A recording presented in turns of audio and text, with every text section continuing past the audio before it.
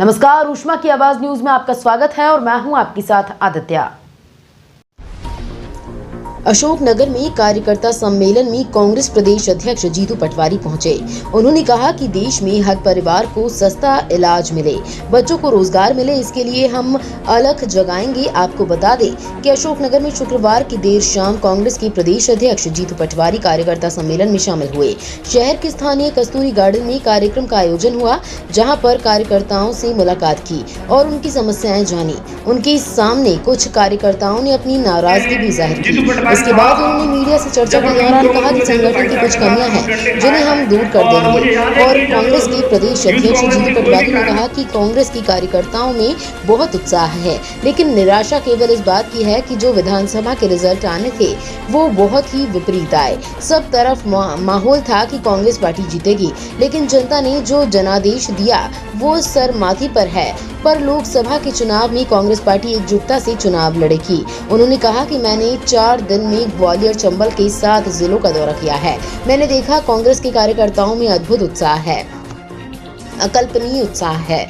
इस बार कांग्रेस अच्छा प्रदर्शन करेगी, अच्छी सीटें लाएगी और जो संगठन को लेकर जो कमियां हैं वो भी हमने देखी और समझी, उनमें भी सुधार होगा। इस दौरान जीतू पटवारी ने कहा कि मैं लोगों से अपील करना चाहता हूं कि ये वोट गेहूं की जो 2700 रुपए की बात थी उसके लिए है, वोट बच्चों के रोजगार के लिए है, महंगाई के खिलाफ आप लोगों के न्याय के लिए है। अब लोगों की एक ही भावना है कि महंगाई के दौर में कौन सी सरकार ने क्या दिया, मेरे घर में उन्नति क्या हुई, परिवार की उन्नति क्या हुई। इस एहसास को हम सबको जीना पड़ेगा। देश में रोजगार की आवश्यकता है, महंगाई कम करने की आवश्यकता है, किसानों की इनकम बढ़ाने की आवश्यकता है, देश में परिवार के लोगों को सस्ता इलाज मिले, बच्चों को अच्छी रोजगार मिले। इसको लेकर कांग्रेस अलग जगाएगी। अशोकनगर से राजकुमार लोधी की खास रिपोर्ट, ऊष्मा की आवाज न्यूज। उनको कहा इनसे ले लिया, फिर एक आदिवासी जो वहाँ के केंद्र के मंत्री थे उनको ले लिया, फिर उधर एक ओबीसी के और थे राकेश सिंह जी, उनको ले लिया, जिनको मंत्री बनाया और ये एहसास कराया कि हम शिवराज जी को हम बदल भी सकते हैं। हमें इनको सब समाजों को उन्होंने एक तरह से वोट लेने के लिए रणनीति बनाई। और फिर जब इसकी बात हुई तो कहने लगी ये तो हमारा पॉलिटिकल मैनेजमेंट है। ये पॉलिटिकल मैनेजमेंट नहीं था, आपने उन लोगों के उन समाजों से धोखा किया, उनकी आंखों में धूल झोंकी। आपने उनको ये समझाया, झूठ बोला कि आपके समाज का मुख्यमंत्री बनाएंगे, हमने अभी तक जो हो गया पाप हमसे वो भूल जा, और इसके नाम पे हमें बोल दो, शिवराज जी के नाम पे मत बोलो। ये क्या कहती है बात? ये कहती है कि बीजेपी जिस तरीके की झूठ बोलती है ये उसका एक उदाहरण है। अब देखो, आपने कहा चुनाव पहले शिवराज जी ने चिल्ला के धाड़ के बोला, बहना अभी मैं दे रहा हूँ 1000 पैसे आएंगे तो चुनाव बाद में वो 3000। और बहनों ने जिस तरीके से वोट दिए सर्वोच्च है, महिलाओं से वोट बीजेपी को ज्यादा मिले। जैसे ही पैसे देने की बारी आई 3000, तो भाई साहब को पार्टी ने बदल दिया, नए भाई साहब आए। अब आप देखो, अब 3000 की बात नहीं करते हैं, 1200 की करते हैं, 1250, ये भी कब तक करेंगे भगवान जाने। तो केले का आदमी है, बहनों से भी झूठ बोला। ये फ्रॉड नहीं है तो क्या है, ये झूठ नहीं है तो क्या है, पाखंड नहीं है तो क्या है।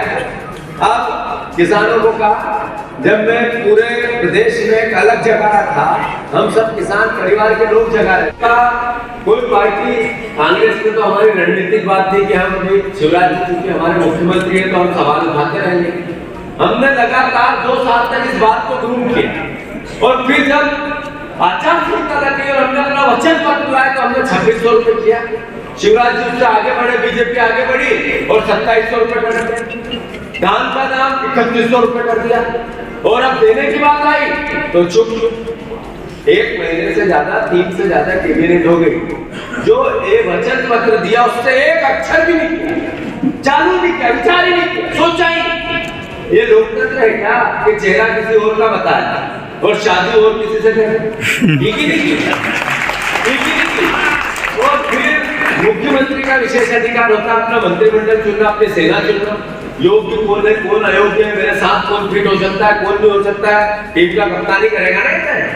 उनको ये अधिकार नहीं था, ऊपर से फरमान आया और कहा ये चिट्ठी इनको मंत्री बनाना।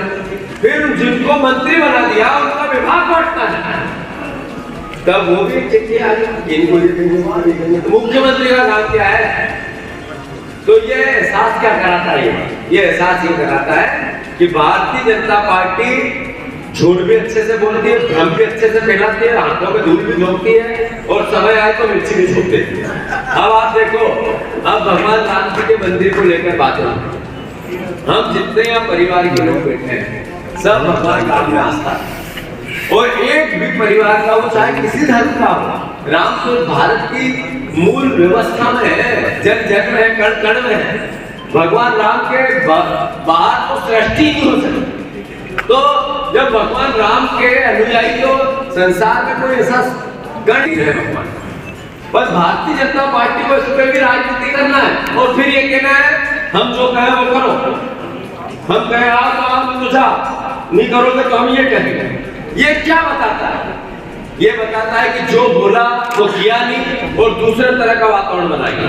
अरे मंदिर बनेगा, प्राण प्रतिष्ठा होगी, कंप्लीट मंदिर होगा, पूर्णता उसमें आएगी, 100% दर्शन करने जाएंगे, 500% जाएंगे, 1,00,000% जाएंगे और 1,00,000 कांग्रेस के कार्यकर्ता मध्य प्रदेश से क्यों नहीं जाएंगे? राम हमारे हैं, सबके हैं, हमारे ही सबके हैं। हमने ये नहीं कहा कि हम जाएंगे तो हमारे साथ इनको भी चलना पड़ेगा, नहीं तो हमें